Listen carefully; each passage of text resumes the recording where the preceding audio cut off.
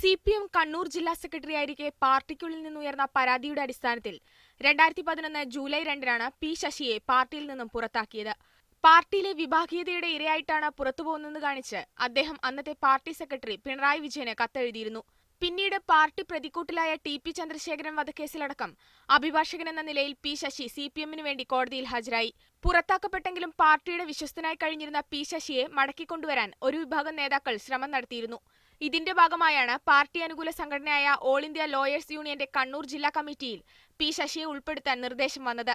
തലശ്ശേരി കോടതിയിലെ അഭിഭാഷകനായ Sasi lawyers union അംഗം മാത്രമായിരുന്നു. CPM സംസ്ഥാന നേതാക്കളുടെ നിർദ്ദേശപ്രകാരം ശശിയെ ജില്ലാ സമ്മേളന പ്രതിനിധിയാക്കാൻ ലോയേഴ്സ് യൂണിയൻ ജില്ലാ നേതൃത്വം തലശ്ശേരി യൂണിറ്റ് കമ്മിറ്റിയോട് ആവശ്യപ്പെടുകയായിരുന്നു. ഇതിന്റെ അടിസ്ഥാനത്തിലാണ് പറശ്ശിനിക്കടവിൽ നടന്ന ലോയേഴ്സ് യൂണിയൻ ജില്ലാ സമ്മേളനത്തിൽ പി ശശിയെ ജില്ലാ കമ്മിറ്റിയിലേക്ക് തെരഞ്ഞെടുത്തത്.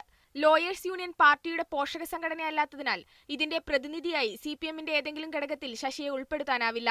എന്നാൽ CPM അനുകൂല സംഘടനയുടെ ഭാരവാഹിയായതിനാൽ ശശിക്ക് പാർട്ടി അംഗത്വം ലഭിക്കുന്നത് എളുപ്പമാകുമെന്നാണ് കണക്കുകൂട്ടൽ. മീഡിയ 1 കണ്ണൂർ.